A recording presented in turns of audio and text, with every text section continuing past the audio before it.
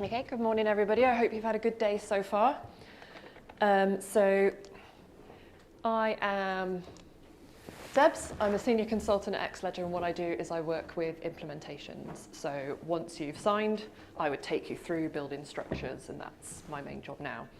Before that, I was working in charity finance. My whole background is charity finance. I adore fund accounting and partial VAT. I'm one of those weirdos that lives in the fixed asset register. So please, if you're also one of those people, please let me know, because there's not many of us.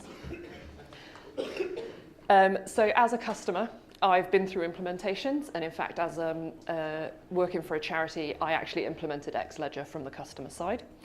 I did it in the same year that I implemented a HR system and a payroll system, and I learned drastically from those 3 implementations and waited 2 years before I did a CRM implementation.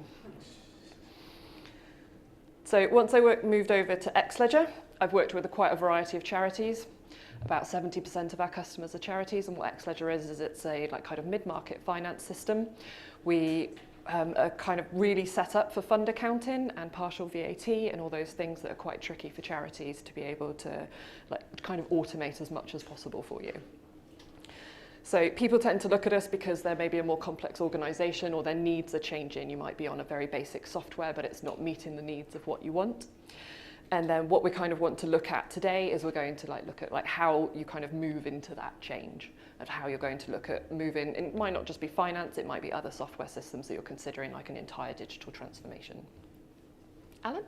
Thanks, Debs. So my name's Alan Peristrello. I'm the MD of Hard Square. Hard Square is a consultancy that helps not-for-profit organisations like yourselves implement and manage change through technology. So we work alongside organisations like Xledger in implementing CRM, finance, CMS, HR, payroll, those kind of systems. And I've been working with the not-for-profit space, implementing CRM systems for about 15 or 16 years. So like Deb's, been there, seen that, done it. And hopefully we've got some interesting insights to share on how to take it on board. Yeah, so today you might have actually seen advertised that we were going to be doing this presentation with a lady from Motor Neurone Disease Association. She is fortunately unwell, and Alan has stepped in last minute, and not all heroes wear capes is all I can say, to actually just come up and not leave me here alone. So thank you very much. So, recognising the need for change. When we talk about change, we're talking about changing with a purpose, and we're kind of thinking about what do we need to do to change with a purpose? What are we wanting to consider? So some people look at it about, my finance system is coming to the end. It's a legacy system, I need to move. But there's so much more opportunity of what you can do with that. A business-wide review of your current position, and then strategically looking forward to future objectives as to what you want to actually be able to achieve. You don't necessarily want to replace like for like when you're doing a digital transformation. You want to be able to achieve more and get more out of it to benefit that cost factor that it's going to be hitting you to actually do that. You need to understand what your needs are. What do you actually need to do? What are the definites? What are your must-haves? You can't live without them. You must have those things there. You want to be able to list them all out and then consider what are your nice-to-haves. So you've got your key core requirements, but then you want to consider, what if I could have some other things? What would I have? What would I look for? Can I get all of it? Chances are possibly not get absolutely everything that you want, because no system is perfect in any way. But you might be able to get a lot of key factors that you can implement and get around, and just kind of take that pain point away from you as to what your day-to-day job is of all that manual work and labour that you put into it. So when you're thinking about it, you want to be mindful. You want to be proactive about what you're looking for in terms of changing with a purpose. What are the things in the future? If you're looking at your strategy, you're looking 3 to 5 years in the future of your charity. When you're using old systems, quite often, you're often reporting backwards. You're not thinking forwards and being able to look and do that future proofing. So when you look at your strategy, what are you looking to do? Is your objective to put out like more reports? Is it your reporting need? Do you need your end users to be able to interact with the system so that there's less impact on the finance team? Are there changes to your overall strategy for your charity? Like, what are you trying to aim towards? Do you need to consider your expenses? Do you need to consider payroll? Do you need to, is your membership base advanced so much that you can't use Excel for it anymore? You need a proper CRM to put in place. So when you're looking at it, you're looking at the whole picture. It's a finance system, but you're looking at everything across the business, because a new finance system is going to impact all of those other departments on how they interact with you and how they get their data and information. And there can often be quite a disconnect between the departments. Everybody knows what they want and what they want to do, and finance want a finance system that works for them, but it needs to work for everybody. Whatever system you're doing needs to work for everyone in the organisation to be able to future-proof and move forward. So, Alan, in your experience, do you get a lot of disconnect between the departments when you're thinking about the change and how people go about organising it? No, we live in a perfect world.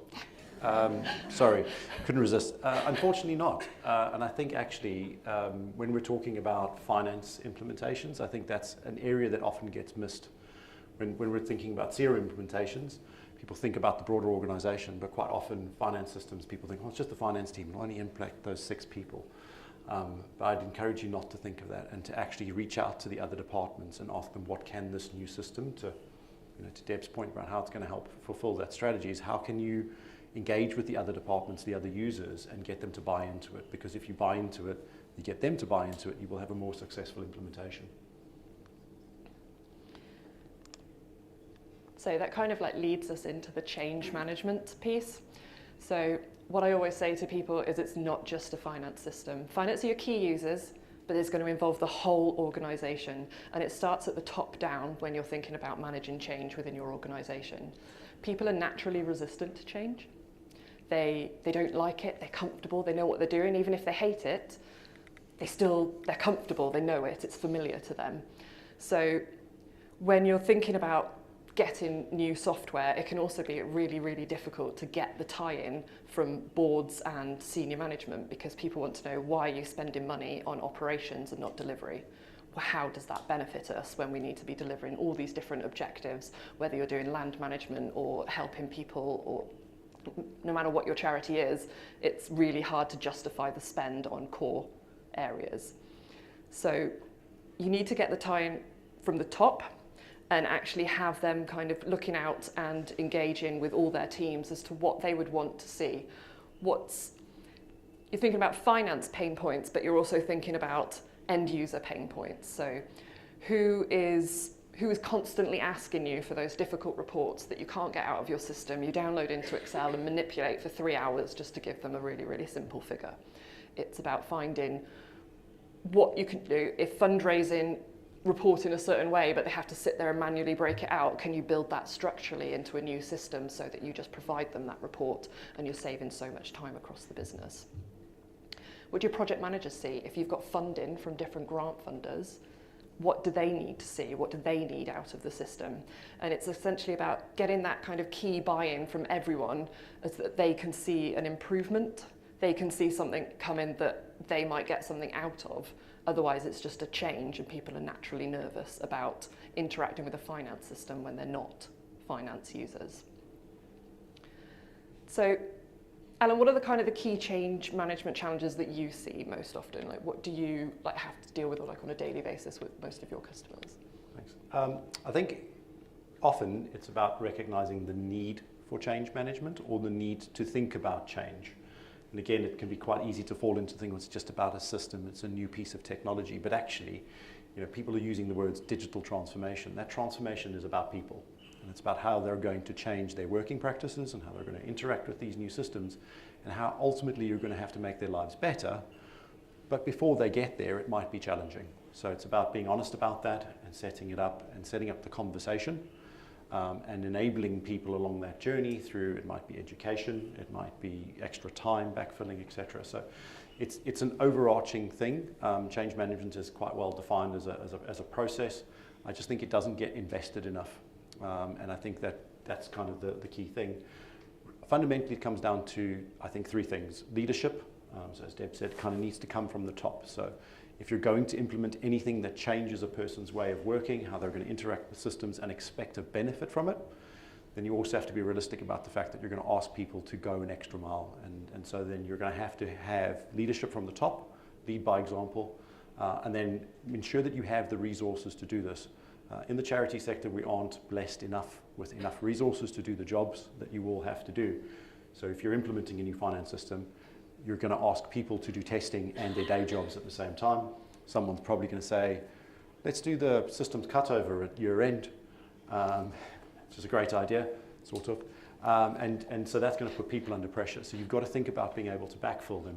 And then the ultimate one really for me is communicate, communicate, communicate. If you're sick of communicating it and you're sick of updating people on the change project, you're almost there, just keep going. Most people don't really pay attention to that stuff because they're thinking about the other things in their job. Over-communicate is kind of the way to ensure that everybody understands they're participating in some form of change, whether directly involved or indirectly impacted. Over-communicate is your best friend. I think the timing of that communication could be really important as well, as to when you actually roll it out. If it's a year before you start implementing, tell them they're going to forget everything you've told them and they're going to forget everything you've said and they really won't care because it's not impacting them at that moment.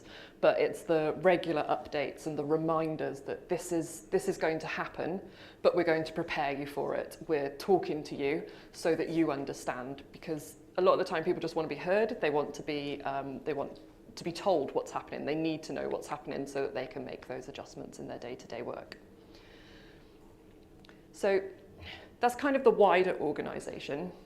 If we stop and think for a moment just about the change within the finance team. So for a lot of charities, your finance team is small. For me, I had a finance director, me and one other, and we started within 3 days of each other, no finance background. 2 weeks before year end. It wasn't great. It was hard, it was difficult, and there was a massive, we didn't know what was happening. When we went into a change of system, we were just like, well, we need to get off this one. And when we went live, my colleague refused to use the new system. She'd been fine throughout the whole thing, said everything was fine, but we went live with the system and she had a complete panic. And she just wouldn't engage with it for about a month.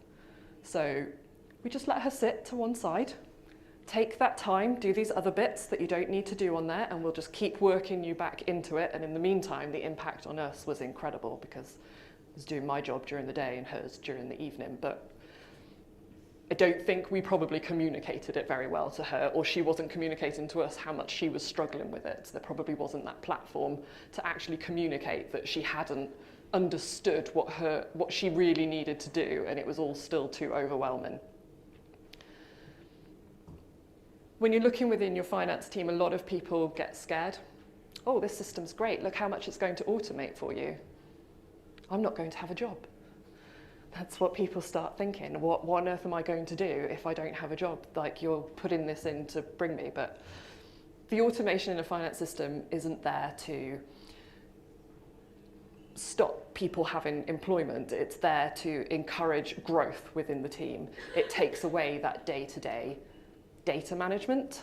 So you're not just inputting data, you can start adding real value. You can add in that piece of developing your staff and making sure that you can say, well, look, we can start maybe doing more finance business partner kind of roles, because so much of the work that you were doing that was taking up all of your time now frees you up to say, well, okay, we've been struggling putting grant claims in on time. Now we've got somebody that can really bring all the finances together and start focusing in that area, rather than then having to bring in more people. So you might have spent money on the finance system, but you aren't having to then bring in and train new staff because you're just developing the staff that you have.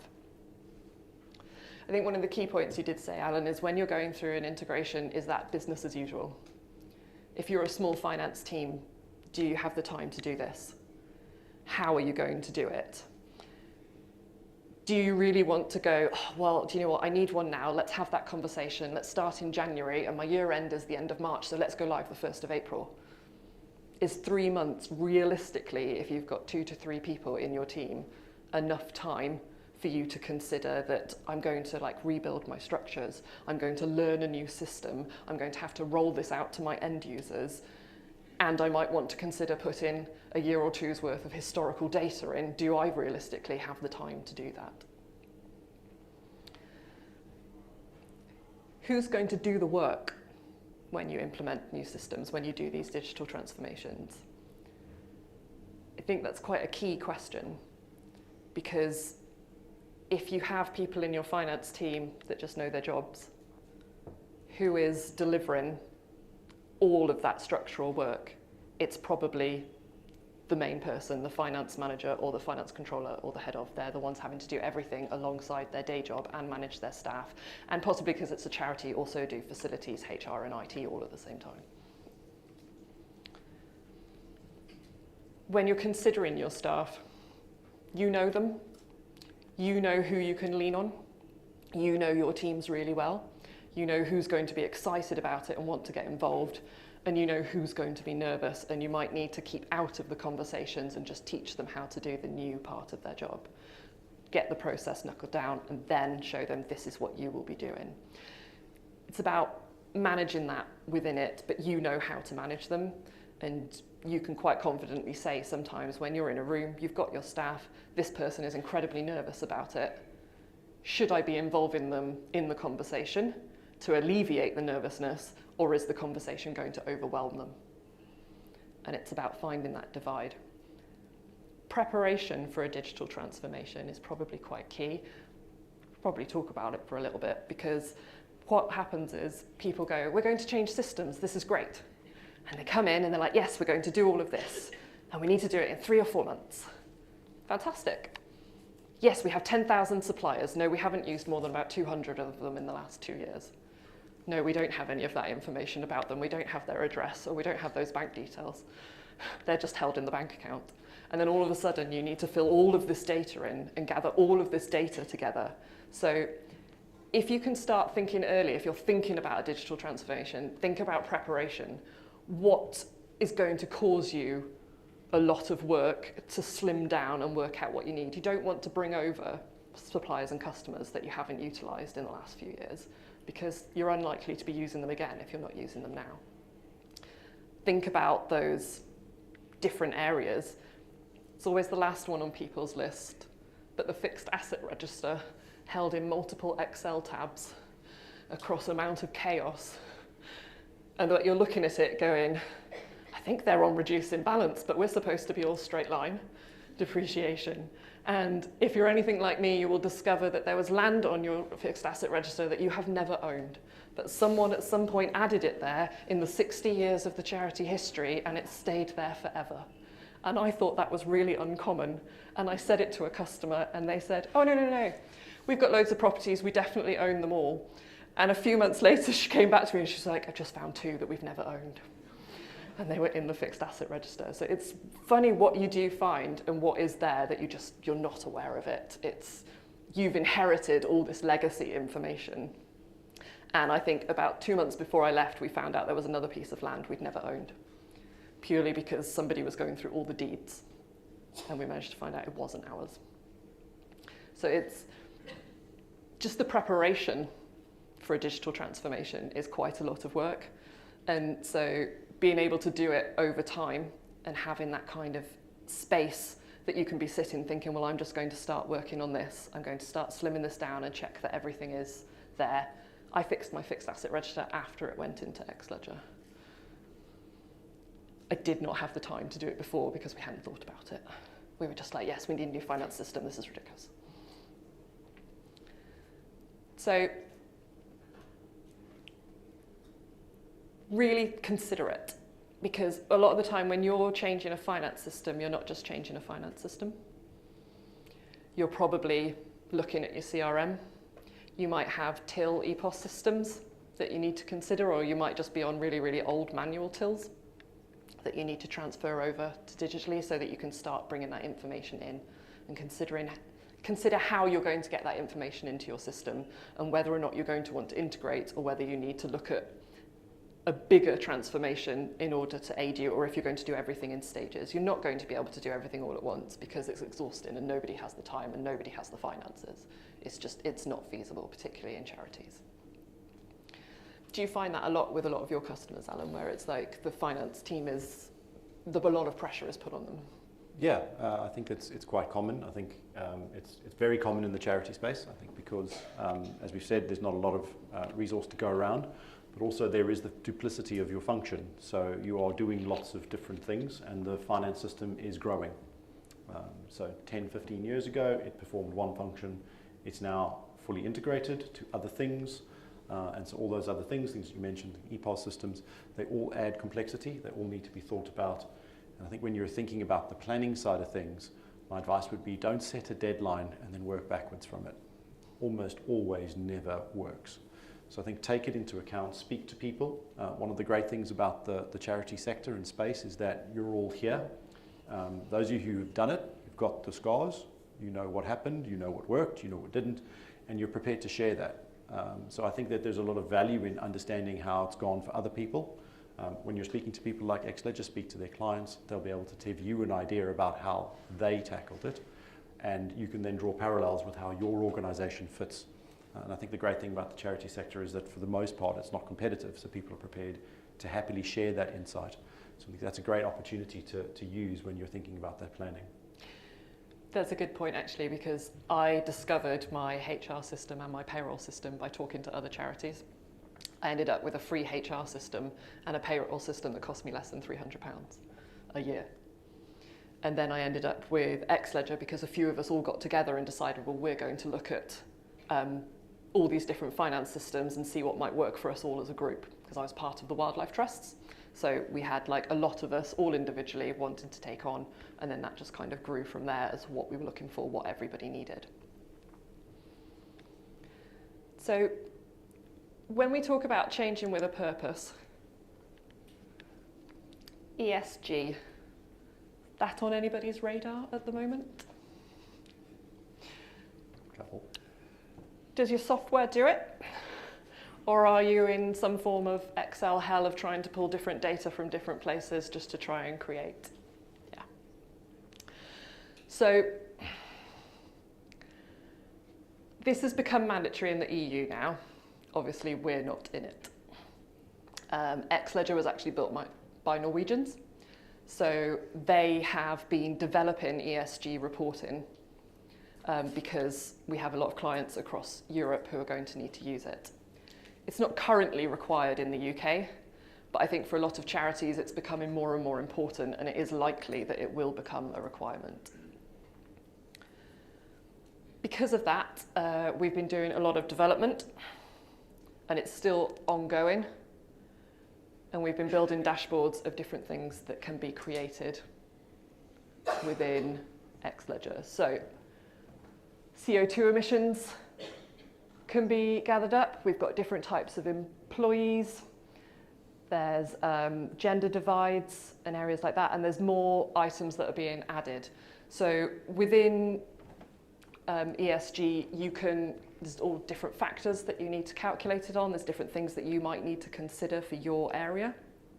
So for instance, I was a conservation charity, so I would probably want to set up a resource factor that relates to our cattle that we had, because we could never be net carbon zero, just purely because we had highland cattle grazing the land, because that met our charitable aims.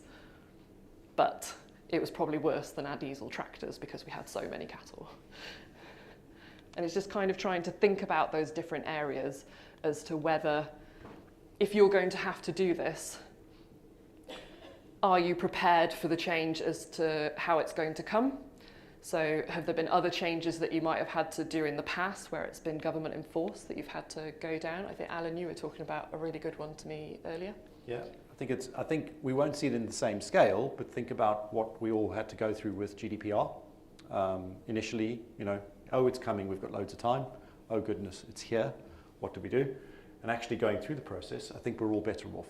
I don't think I've met a client now, 4 years, 5 years later, that says, no, it was awful, we shouldn't have done it. And I suspect that you will have some of the challenges and benefits to gain from ESG reporting I think you're all doing it in part because there's some of it's going to be required by your articles of association, some of them are going to be required by your by being part of the Charity Commission, and some of you are probably doing it for things like B Corp. But what we're now talking about is having a centralized system, not Excel, for recording and reporting on the data. And as this builds, the responsibility on the system will probably build too. So it's something to start thinking about if you're thinking about, system replacement. It's going to be a factor that will come into things, I'm sure of it. Yeah, so when you're thinking about building your strategy and whether or not you're going to have to do this, it's quite likely that you are in some way going to have to. So you're going to really want to consider, in terms of your transformation and that change management, how are you going to do that? If you don't have a system that can deliver it for you, you are going to have that piece of work that is going to fall on one or two people, probably within the finance department, to gather all of that data and actually then present it. So it's thinking about future-proofing what you might need to do, and just everything just kind of links back to change with a purpose. What are you trying to achieve? What do you need to get out of this? What do you want to actually get? What does everybody need? And if you're already set up for the ESG reporting when it comes in, then you're already prepared and you're ready for it. Sorry, I knew I would lose my voice halfway through this.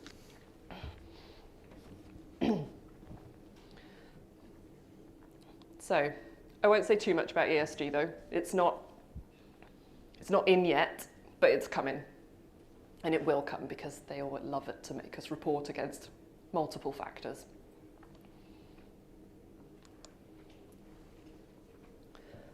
One of the other things that I wanted to talk about today was the skills divide. It's not a subject that people talk about very much. Sometimes seems a little bit taboo that we shouldn't raise it, we shouldn't bring it up. But there's a skills divide, massive one, and there's especially in charities. Charities are often underfunded. It can be really, really difficult to employ people with a finance background. As I said to you earlier, I had none when I went into accounting. No idea what any of the words meant. Reconcile a gift aid account, Googled, no idea. Didn't help. Still had to wait for my boss to come out of a meeting to actually explain to me what it is she wanted me to do. When you have that skill divide within the team, it can be different in different ways. So it might be that you have people no finance experience. You might have people that have worked with you for 20 years, know their job inside out, but they actually don't know anything about finance or accounting. They just know how to do their job, and they do it really well.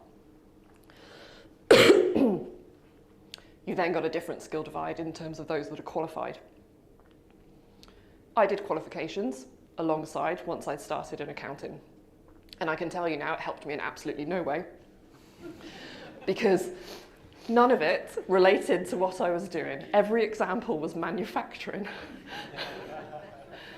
And I could do my job, but I could not relate what I had just learnt to my job. It took quite a few years of different work and different jobs to actually see how it all linked together.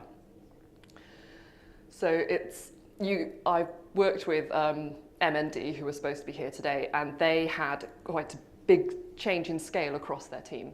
So they had fully ACCA qualified people, they had partially qualified people, they had some with none, and some that had just worked there a really long time and knew the charity inside out. So they had a complete scale across their whole background. I've worked with teams that have none.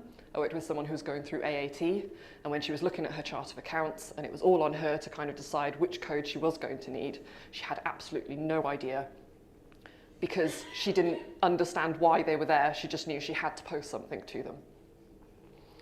So, and that's just within your finance team of what you can get, assuming you have that many people in your finance team to get that variation in skill divide in the first place.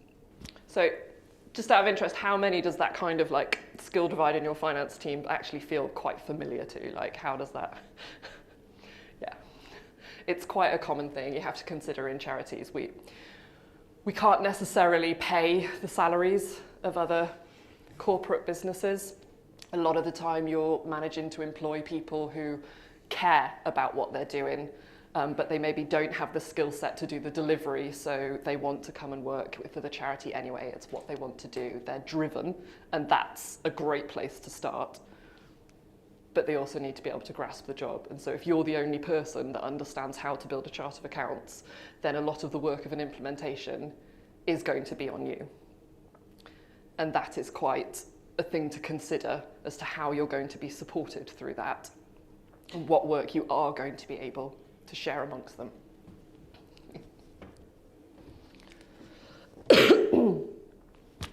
How do you generally manage this with your clients, Alan? Well, I think it's about trying to identify the challenge early. So if you're going to think about implementing a new system, I think you do have to recognize that some people in the team will be what I call process-led. As kind of Debs was leading to it. They're led by the process. Now here's the funny thing about system replacement. I would argue that most of your current processes are not your processes. They're your current CRM or your current finance or your current HR systems processes. And if you've had them for a long period of time, they've been hacked and they've been butchered into making them work, and therefore you feel that they're your processes. Introducing a new system is going to change that. And that means that those process-led people are going to find themselves slightly isolated. If you can identify them early, support them with training, work with your implementation partner to show them the system early and do things iteratively, you break down that reticence. But if you are interested in retaining people, and that should be probably what you're interested in doing, then identifying those skill gaps early, working with those individuals to support them and to train them and to develop them, this is a great opportunity to develop people around a system change. So like most things in life, if we see the problem, then that's what we will go to. But if you see the opportunity, then you can use a system replacement or a change in your system to enable people. And you'd be amazed at who comes out and puts their hand up and says, I'd like that challenge. You will find some great people who are probably hiding in the corners who don't feel enabled. And this is a great opportunity to find them and develop them. And I speak from personal experience on a number of projects. Those have been some of the best people. They've come out of system change projects. I think as well we want to consider the skill divide between departments. I worked in a conservation charity, had reserve managers who did not want to touch a computer. One of them thought that his password should be P1. When I suggested that maybe he change it for security, he changed it to his dog's name. We hacked him pretty quickly. When you're implementing a finance system and you're putting that out there that they need to be managing their budgets, because you're within a charity, they've employed people that can deliver and might not necessarily have those operational skills in terms of managing that budget and what they should be looking at and what they need to be doing. You can have that divide between people who really love technology. I had a reserve manager who owned a drone and he would go out filming the landscape and he was really into it, but he would not raise a purchase order ever. He would spend money not in the budget and ignore everything. And then you had other people who were really, really driven. They wanted to learn it. They wanted to do it better, but they didn't understand what they were doing. And then it kind of comes back on you that you've got to do that end user training. You've got to take them and say, well, look, we've built you this. We're only going to give you access to the parts of the system that you need. And what we've done in this is we've built you some shortcuts, and these are the things you need to access and take them through it. A good way to do it is to get a champion within different departments. So I used to find the person with the least IT skills, and I'd say, I'm going to teach you first. Because if you can do it, they can't complain. So I would take that chap with his P1 password, and I would be like, right, this is how we're going to do an expense claim. And I'm going to take you through it, and this is what you need to do.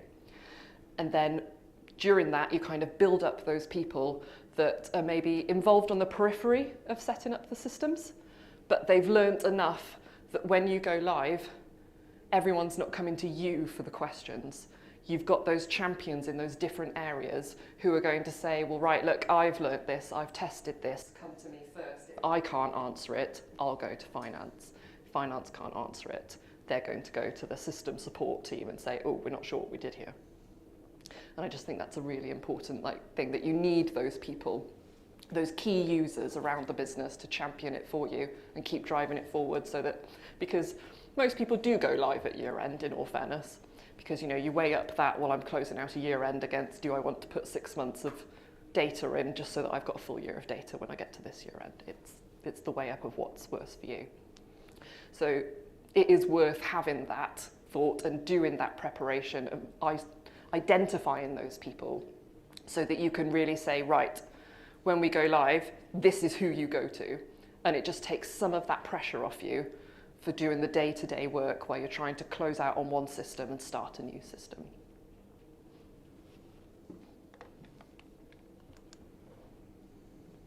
So we have a charity digital finance report at Xledger.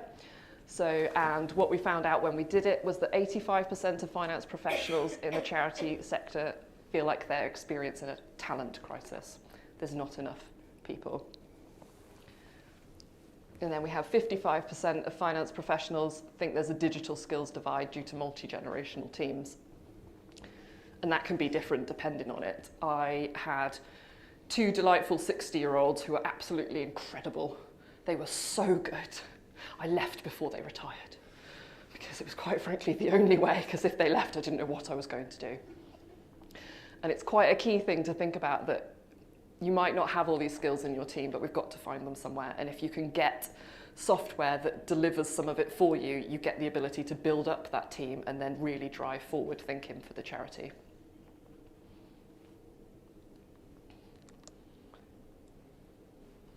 So there's just some key learnings today. I know we didn't talk about testing, but I'm an implementation consultant, and if you don't test your system, it's not going to work. You have to test it through, which is why I added that in. But it's just like some key things that we kind of want to focus on, of like making sure that you're really gathering what you really need from a project and what you're looking for, and then actually preparing for everything that you need. Yeah, I do like the point about stressing the testing. My favourite is not just to test for the happy path. So don't always just find the things that you want to happen. Find the things that you don't want to happen in terms of testing. Yeah, find the pain points. Find, well, yes, this is how I generally enter a supplier invoice, but this one is weird and awkward all the time currently. That's the one I really need to test through and make sure it's working.